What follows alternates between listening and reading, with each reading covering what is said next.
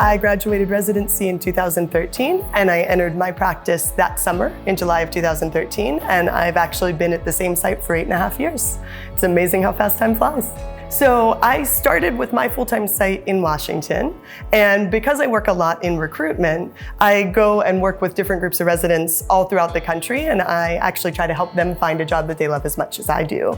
I found out about it because I researched the region and I looked at different sites within the region and which different companies, whether hospital-based or whether an individual group, I work for a national medical group, staffed those, and then I reached out to them to get the basics of what I was looking for in terms of how busy was the hospital, how big, how many emergency visits, how did coverage work, and then selected kind of the ones that were the right fit.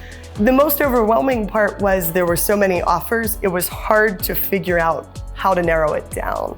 It was hard to figure out what was or wasn't the right fit. Now we sometimes see that in some of the bigger cities, it's harder to find work directly within the bigger cities and a little bit more outlying there in terms of availability, but it's starting to shift back, and that's often a high and low that happens these days.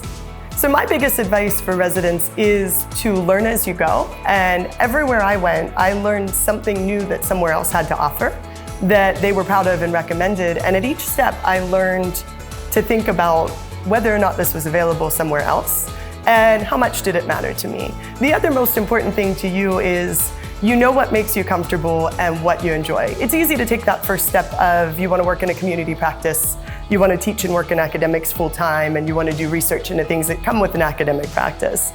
That step's easy. The next question really is, do you want to work in a busy place where you're going to be on with other physicians, other advanced practice clinicians, or do you want to be by yourself and be kind of responsible for everything? Once you figure that out, the next best step really is to know what matters to you. Do you feel comfortable with no anesthesia backup, or do you feel like you need it? Do you feel comfortable if there isn't OB for 50 miles and you have somebody showing up in active labor? Is that the deal breaker that you think that'll make me lose sleep at night, I don't want to do it? Those are the things that help you know what's going to be the right fit that will make you happy.